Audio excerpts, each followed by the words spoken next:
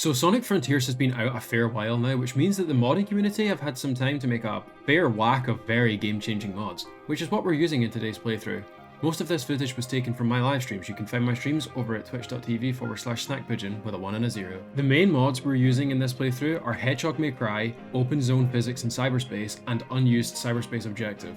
These two speak for themselves, but Hedgehog May Cry includes a plethora of changes to combat, physics, and bosses. Quite a few of the changes included are pretty specific, so I'll go over most of them as I go and when they become necessary.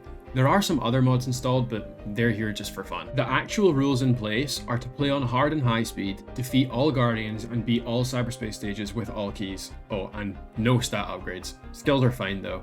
Fishing is fine if the token grinding gets annoying, but there's no point getting keys since I still have to beat all the cyberspace stages. Gears are fine to get from fishing, as long as I still beat each guardian once. So, with all that being said, let's get right into this interesting playthrough. So right from the very get-go, things are already different.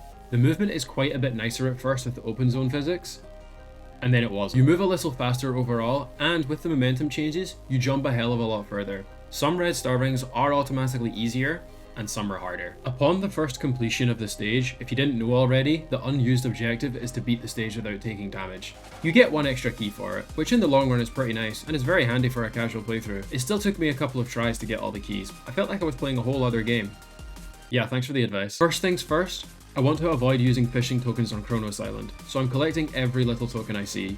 The first thing I can point out about the Hedgehog May Cry mod is that it removes the delay between homing attacks. No, this clip isn't edited, you can actually attack that fast. The other things worth noting right away is that Sonic's base attack output is nerfed, and the parry actually requires somewhat precise timing, you can't just hold it. Which takes us to our first boss fight. The Triangusi, sorry, I meant the Thick Ninja Monk, no sorry, I meant the ninja. Took you on a trip down memory lane there, huh?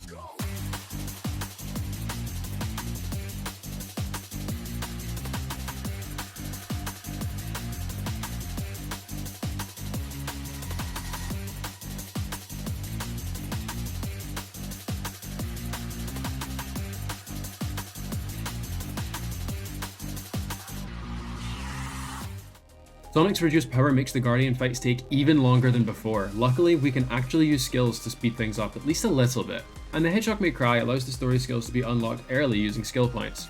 They're quite pricey though.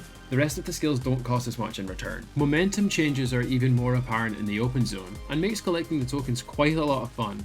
It's very much worth noting that you won't spend a lot of time with max rings with this mod, since Psyloop has been heavily nerfed and you won't be able to just get max rings in a matter of seconds. In other words, the game was balanced. Crazy, right? Next up is beating 1-2 to progress, but to open it, we need to defeat the tower. The tower has been given many names since its reveal, but because I'm more mature than that, I'm just going to call it Richard.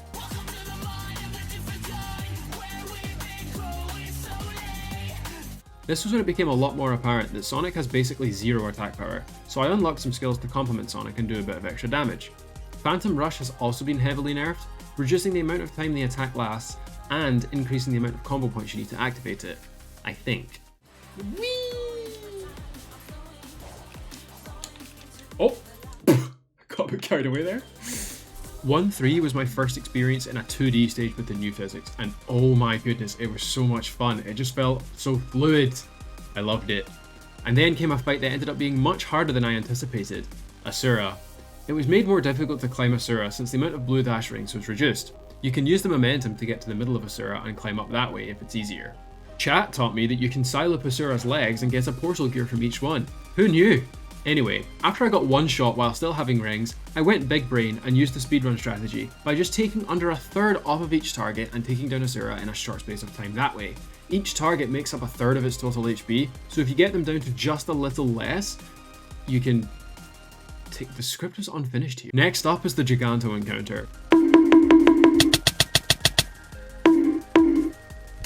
Now it's time for another cyberspace stage.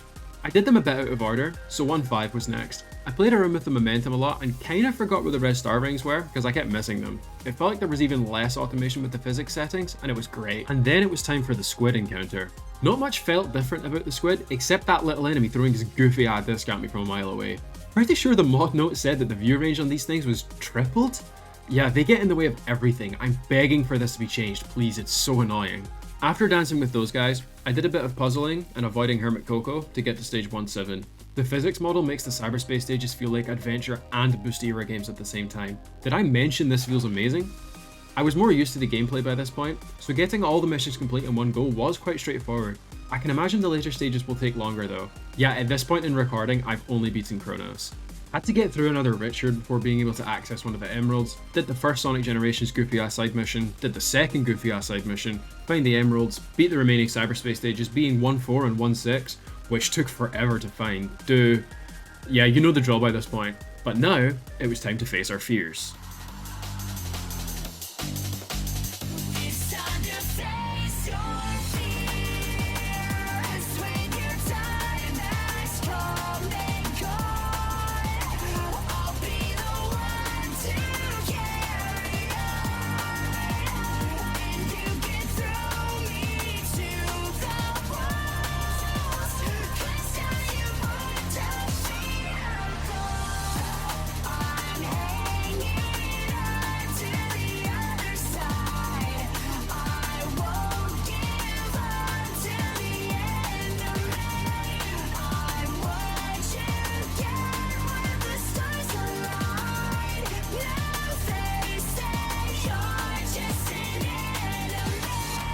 So as I mentioned earlier, it takes a while to get max rings without Psyloop, so I didn't bother. I almost regret this because the fight ended up being quite close. Hedgehog May Cry allows you to use quick Psyloop against bosses and makes Wild Rush a more fluid move, so it's faster and more effective.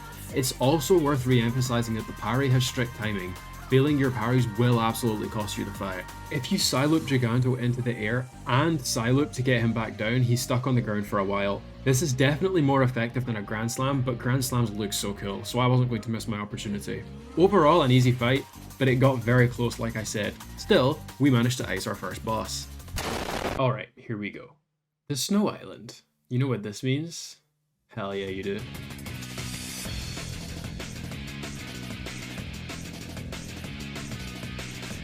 I think you know what I'm going to say here. Strider will always be Strider.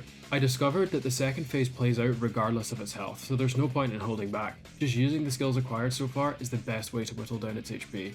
I tested my luck against the soldiers on the island. They don't turtle up for as long, which means you don't get much time to Psyloop them. They're likely to just hit you before you even can. What to do is Psyloop the whole bunch of them and use combos to keep one pinned in the air, taking them out one at a time. So moving on to our first stage of the island. 2-2. You probably think the new physics makes this stage really easy. Don't worry, I won't judge, I did too. I was convinced for a while that getting all the red rings was actually impossible. Oh crap! And then I can go with... oh shit. No, apparently I can. Why? Why? This is impossible! I had quite a bit of trouble with the Guardians on this island too. Shark was creating a lot of performance issues and was weirdly the only Guardian doing it. The most efficient way to deal any damage to the Shark was to get Phantom Rush charged up. But by the time you charge it, the Shark is ready to swim away again. I was starting to think about fishing because the Guardians on Ares were all really tedious to beat. After grabbing the first emerald, it was time for the Wyvern chase. I tried to be incredibly careful here because I didn't want to risk losing the rings I'd gathered so far. I hadn't even achieved power boost at all on the run so far, and as you can see, it will still be a while before I do. The physics don't make much of a difference to this segment though. Next up was stage 2-4. This stage was designed in a funny way, but you wouldn't notice this in vanilla. With the natural speed boost you get from the open zone physics, it basically covers for the time you waste when you make slight backtracks to grab the rings and red rings you missed. Effortlessly, I did all the missions in 50 seconds. Little did I know what else awaited me on this island. Now for the tank. Oh boy, the tank. I'm not sure what actually triggers the tank to fall back to the ground between the amount of damage or hits you do. Either way, this took forever, since tank only takes 1 or 2 damage per hit during the tornado phase. When grounded though, it's fine. You can deal slightly more damage with your skills at this point, but you'd still be incredibly weak to it. Just make sure to Psyloop it every so often to keep it grounded. But that first phase, it changed me. Moving on to 2-7, what was once one of my favourite stages suddenly became one of my most hated. It helps that the music is a vibe, but the physics changes make lots of parts really awkward to try and do. At least it was complicated to do all the missions at once, so I had no choice but to take my time and do most of the missions individually. So after a ton of exploring, I finally found a sumo. Sumo is not too different in this from vanilla or even the previous challenge, it's just about careful positioning. I had max rings by this point, so I wasn't willing to take any damage.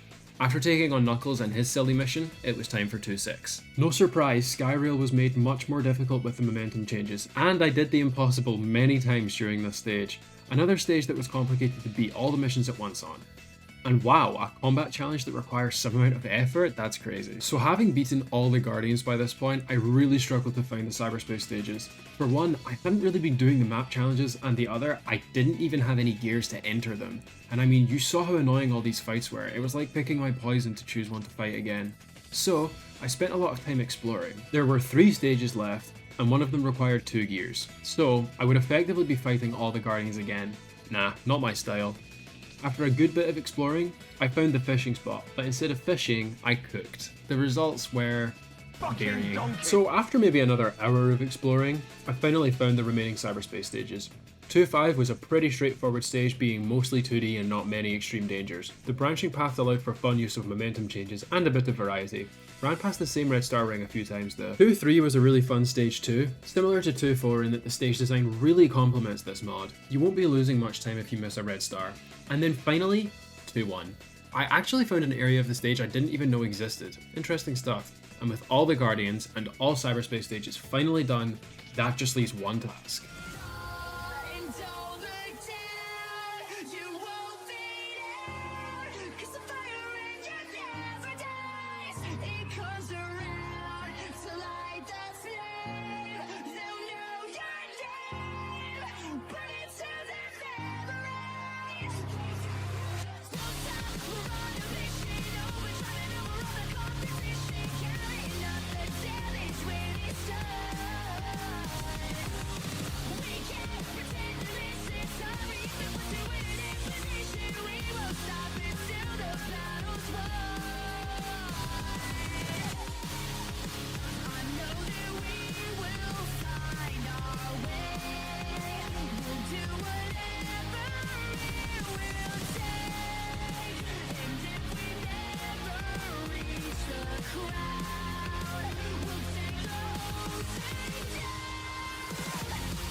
With the parry changes, you have to be very careful about Wyvern's missiles. The best way to spot the missiles is to keep an eye on the light. Every missile has a flashing light on the tip that you can't see very well unless the missile is pointing at you, so when you see that, be ready to parry. There are rings scattered around the sky that you can collect, so you practically can't lose this fight regardless. Once you connect to the Wyvern, let it attack twice before just going ham on it, and then tie it up with a quick Psyloop. Do a bunch more damage, and then quick Psyloop again. As long as you use high damaging skills like Wild Rush, Stomp, and Loop Kick, you'll be able to deal more damage than a Grand Slam could.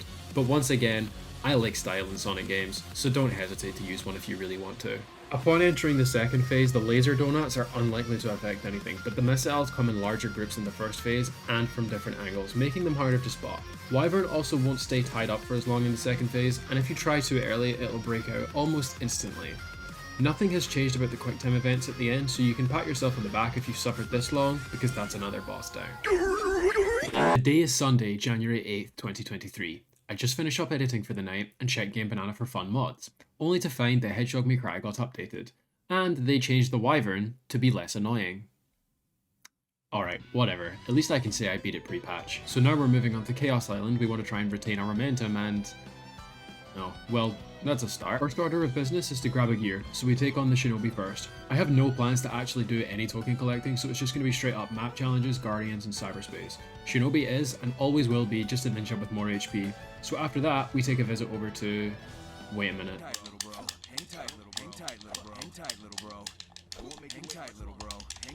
Sonic tapping into using bro as a gender neutral term is my favourite thing ever. So going into our first stage, 3-1, I was completely unprepared. Mainly this one badnik, it did cause me a lot of trouble, but the physics changes really made this feel like the adventure games. Still challenging, but it wasn't an everlasting cycle of death. No, that comes later on. Next up is the fortress. For some reason, its flying speed around the volcano was crazy bopped, but I didn't really notice that making a difference in the fight. The changes to Sonic's power did make a difference. The battle was going pretty smooth until... yeah. When the fortress goes for another chase, wait for it to go back down and flat before attacking it again. Wow, a bunch of snacks just landed near me. That's... fuck off! Spent lots of time grinding the map challenge... Oh. I spent a lot of time grounding the map challenges to make tracking cyberspace that much easier. Like I mentioned earlier, my plan is to just fight the 3 guardians and do cyberspace stages, while fishing for the rest of the tokens. The great thing with this mod is that you can do fun things like abusing momentum to explore the island in different ways. It's noticeably different on Chaos Island with how separated the lands are. 3-3 was next, being a really fun stage. It actually felt more like Sonic Generations, but why would I waste my time talking about cyberspace when the real highlights are when I tried silly island hopping and resulted in this? Wait!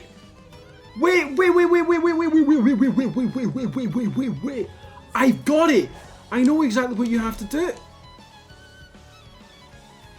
You cannot make this up. Most of these streams were just flying around the island, so I'll save you the hassle of talking about all of that and skip straight to 3-5. The stage that I hate so much, it almost killed me live on stream. Why would you make drifting a gimmick? Just put it in the game! Just put it in the game, goddammit!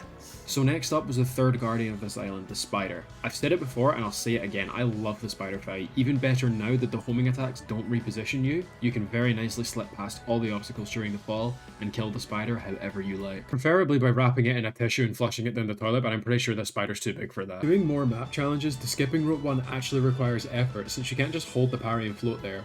I then landed an emote commission even though I'm hardly an artist, shout out Noggin by the way, absolutely iced the Metal Hawk and then farmed out Starfall. It's really satisfying to boost jump between the crystals and collect lots of them that way. I plan to use fishing a lot after this point, so this was really helpful for me. Next up was Richard 2. You can just find a high spot to jump from and go straight for the head, but every so often it'll rise up and try to slam, at which point you'll be sent to the ground. Oh no, whatever shall you do? Just run up the side of it and continue. So after even more exploring, I finally found the fishing. I somehow managed to completely turn around the last time I did any cooking and drop a perfect finish for every single one of them. It truly was a massive development of my character. Spending all this time just living life was a vibe that I really needed in this run. Okay, now it's time for some story. I've freed Nicole from the captivity of cyberspace, which by the way, really works with the whole HoloLinks that Nicole is, and after that was the night chase. Now, listen to me here. The speed boost in this section actually makes it impossible to avoid the shield at the end. I tried this over and over and over and over and over again, but I was getting nowhere with it. I know that there's a speedrun skip that allows you to avoid this altogether, so let's just pretend I did that for the sake of the video, and my sanity. So now it's time for 3-6. As you guys know, I struggle with this stage a lot, but at least it didn't take me 6 minutes this time. No, it took ending stream and finishing it in another stream to actually get all the missions done. Even then, still took a good while to properly strategize what I should do. Next up was going to see Nicole at the lava. Without the homing attack delay, the boxes break pretty damn fast, but be careful when you're walking around since walking feels like vanilla, but boosting feels like HMC. It's weird. Also, Sonic does that thing Mario does when you fall in the lava. I can practically hear Mario when I see that. Sonic, what are you doing with that? No guardians were left by this point, so it was just progressing the story and finding the remaining portals. After speaking to Nicole at the cannon, I for some reason had massive trouble with this one map challenge. Sonic is having a bit of trouble balling today, boys. And then completing the bridge mission, I honestly thought that it would be easier, like the spider fight, but it wasn't. I took a good few attempts this time. After that though, the rest of the cyberspace portals were all in view, but one of them was guarded by a fortress.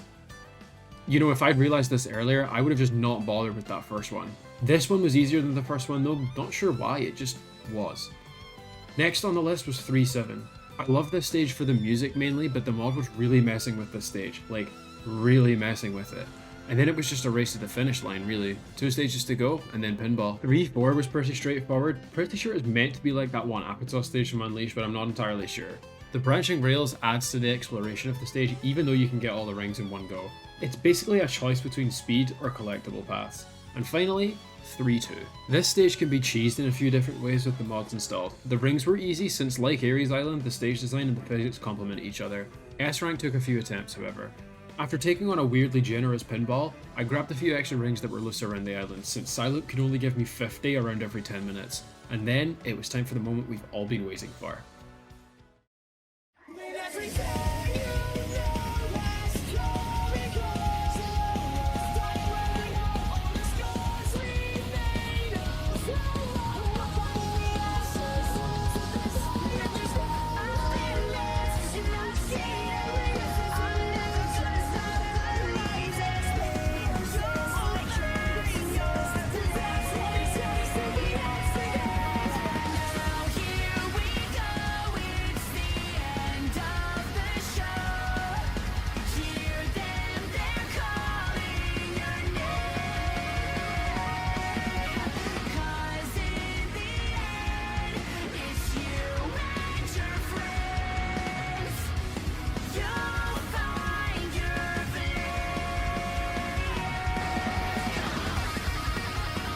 Approaching the knight was no issue, surprisingly, and the first phase was pretty okay. No changes were made to the shield, you'll still likely struggle to get to hit the knight perfectly. Just like Giganto, you can quick silo the knight into the air for massive damage, then a second silo will strike again and stick the knight on the ground for a few moments, leading to even more massive damage.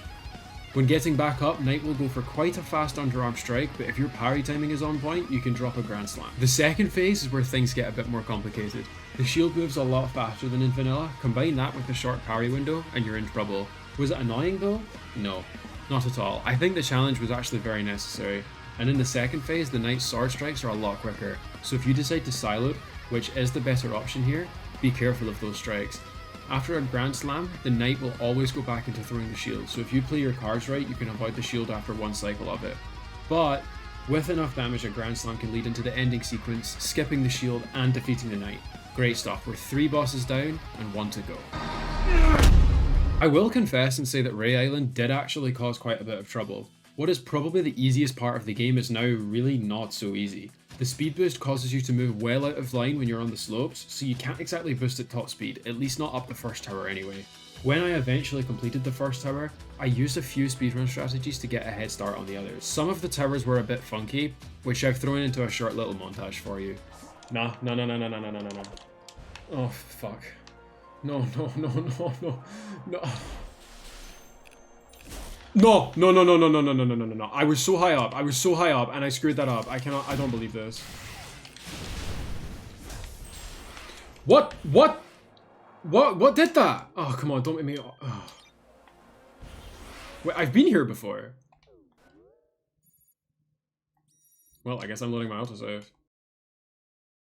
What the hell? Upon reaching, please don't make fun of the way I say this, Oranos Island, I already had my plan in mind. This island was really grindy and I didn't really have the patience nor the mindset for constant token hunting anymore. I kind of knew where the fishing spot on this island was, so to start off, I just tackled what I could see, which started with the red pillar. Unlike the other Richards, red pillar doesn't have a platform on top, so you can't get extra damage by stomping, or are you even safe up at the top. A good way to build up Phantom Rush quickly is to keep using Loop Kick. It's fast and gives a lot of points in the combo meter. Get Phantom Rush built up and you can shred most of the Guardians however you like. First cyberspace stage was 4-1. I had a lot of trouble with this stage. Completing it within the time frame and without damage wasn't that much bother, but the physics made some parts really wonky, and somehow I managed to fail right at the end with literally all the safety nets in place. Nearby was the Caterpillar, which didn't cause me as much trouble as it normally does. Chat challenged me to beat this Guardian without taking any damage, which naturally, being the gamer I am, I did it first try, it's so easy. And then right after that was the Ghost. Ghost is rarely affected by any mods because of how the fight works. It's just a case of running and siloing, and that ring sound will haunt my nightmares. We've just got here and already beaten 3 of the 6 Guardians, so this is huge. Stop sucking me! What, you thought I wouldn't keep making that joke? Next up was stage 4-2. I think the big open areas of this stage allow you to use the physics changes to their fullest. Apart from the 5th red ring, the changes propel you a little further forward than the game intends, and this camera angle makes it hard for you to see it, so I sacrificed an all-in-one run just to get this ring. In my attempt to actually do an all-in-one run, I was very, very short of the S rank time, but really, I had no problem doing this stage again, since it's a lot of fun in this mod. There are far more than 6 gears required to open all the portals, and completing the story requires 190 memory tokens. I think by this point, I've more or less proven my worth in this game, you know, after beating the whole game without skill, stats, or fishing before. So I spent the rest of my play session hanging out with Big and collecting enough tokens to fund all the memory tokens and gears to see me through the rest of the run. A couple of days later, the first challenge is the Kunoichi, also known as Triangusi Mark III. The most difficult thing I found about this fight was the clone attack. The most consistent method I've found to avoid this is stomp jump right as the attack starts, double jump, hold your parry, and then dodge away from the real Kunoichi. Right out of this, you can resume whatever combo you want. Silver Hammer was placed right at a slope, so if you fall down, it's quite easy to jump back up and continue damaging it. There is a very short window to drop a recovery smash on the rare occasion that the hammer will actually hit you away. You'll be pretty high up, so you should be able to react to this, but part of me does actually think that the recovery smash is impossible to use on the hammer, because it never seemed to work. Anyway, If you're struggling to reach the top, a few side loops can shorten the hammer down to make it easier for you to get back up. There's one Guardian left, but 4-3 was closer, so I went there next. Once again, another stage that complements the new physics model well if you need to backtrack, as well as being able to do different parts of the stage in new ways. I got all the missions done in one go, so I guess that was nice. Even factoring out the token collecting, it was still quite a bit of a grind to complete this island. It's certainly not as widespread as Chaos is, but I think it's a bigger island overall, and has more Guardians and portals. Completing the map challenges is crucial here. I learned that Sonic can do over 3000 damage in the damage challenges, which means even at level 1, you can still hit surprisingly high damage numbers. The next portal was behind the challenge gate, but I don't think I ever put in the time to learn this puzzle. There's no invisible walls either side of the gate, so you can just find an object to magnet dash off of. It works either way, so you don't need to be worried about being locked in. 4-7 was a stage I'd never attempted before, so it was definitely interesting doing it modded first. I didn't find anything about it too terribly hard, but I could never get that lucky on a first try. It still took me 2 attempts to get all the keys. On the contrary, 4-6 was a lot more difficult. It took me ages to actually understand how the stage works, and when I finally did, a few attempts were still pretty far off. The stage also really disagreed with the physics too. For such a short stage, 4-8 was pretty difficult, even going for one mission at a time. I did the missions individually here because the physics did not mesh well with the stage design at all. Some attempts resulted in a 0 ring finish because I was so focused on one other thing. Triangusi Mark IV was the final Guardian. If you manage to knock the Guardian off their feet, they cannot do anything until they hit the ground again, so if you're successful in this, use moves that can keep them in the air and keep them going as long as you can. The same strategy to dodge the clone attack can be applied here too, and you can see how effective it really is. With all the practice I had done, it was a clean hitless fight. Yeah, as if. It's worth noting that the race map challenge can be fully cheesed with the physics changes. Just line yourself up and bam, momentum. I need to stop using such horrible language. And then next up is 4-9. This is another stage I'm pretty unfamiliar with, so it was quite a learning curve. First goal of the stage was to get whatever red rings I can and then beat the stage. On the second attempt, I was a bit more reckless in gathering the rings and red rings to get all the missions done in one shot. We are so close to the end now, so I started treating it like a race to the finish. To make any more progress, I have to get to the other part of the island, which meant continuing the story. The next portal was right in view, so I went straight to it as soon as. The story is no issue since I've got far more than enough tokens to continue. 4-4 was quite a nice stage overall, chilled out music and open areas for physics. I took my time a bit more with this stage to actually take it in and learn the ideal routing. I took a smarter approach and decided that going for an S rank without damage was too risky, so from trying the stage a few times first, I went for the S rank by itself. Then I went for the rings and no damage at the same time, since you lose rings for taking damage anyway. It all worked out. In the end at least, and I was just that much closer to finishing the run. The final stage was 4-5, with all Guardians beaten and all stages with all keys. This was basically a hundo run. I underestimated how much the physics would actually change this stage. It's a lot more than it seems like it would. Some launch jumps that you absolutely need to be precise are well overshot. I thought I'd done everything first try, but unfortunately, I was 7 rings short. One more attempt and it was all done, however. All Guardians, all keys, which means just one more task remains. I gathered a few extra rings for fighting Supreme. I just assumed it would be as hard as the other Titan battles. I think the exact words I used were, "Where's the fun in going max?" which I ate right up soon after. The main strategy for Supreme is to break their defenses, then they initiate attack sequence, parry this, and then you have your chance to attack.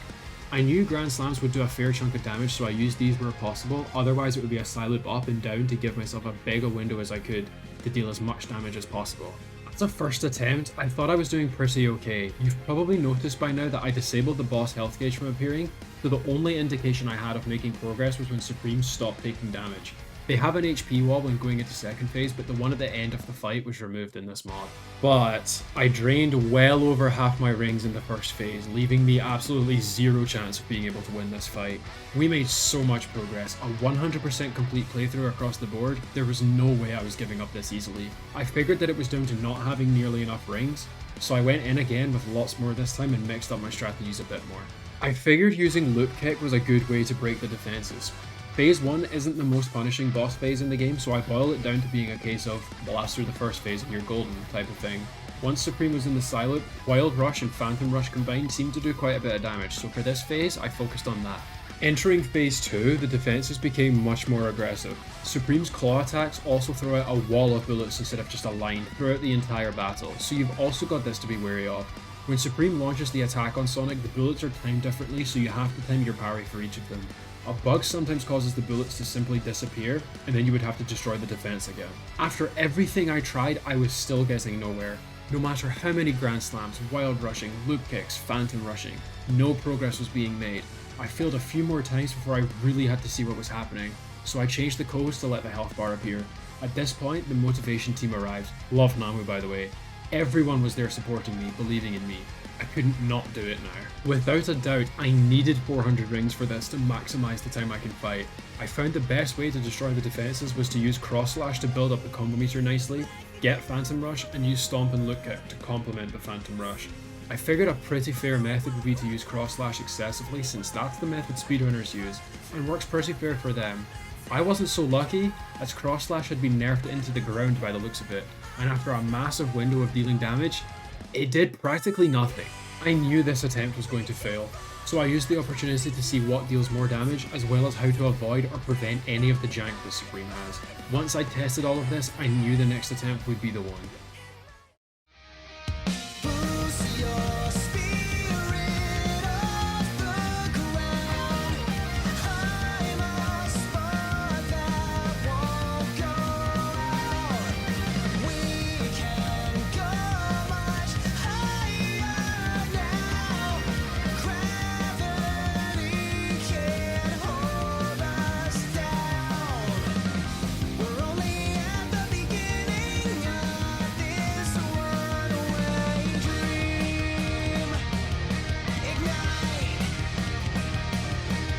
I found the best way to destroy Supreme's defenses fast enough was to use a combination of Wild Rush, Loop Kick, and Cross Slash. Even though Cross Slash is weak, it fills the combo meter a lot and pauses everything around except Supreme's projectiles. When Supreme hits you away, parry the projectiles back and approach with Wild Rush and Loop Kick to fill the combo meter again. Drop a quick Psy-Loop, and then use Phantom Rush and Stomp on Supreme's head to deal a huge amount of damage. Make sure to use Psy-Loop on Supreme again to keep them out of action as long as possible. To actually approach Supreme, move constantly either left or right to avoid the bullet walls, and as soon as you can, attack a defense and let them have it. The second phase is mostly similar, the main changes being more bullets, a different timing on Supreme's attacks, and you cannot allow Supreme to attack again, because they pull their defenses back up and is then immune to Psy-Loop.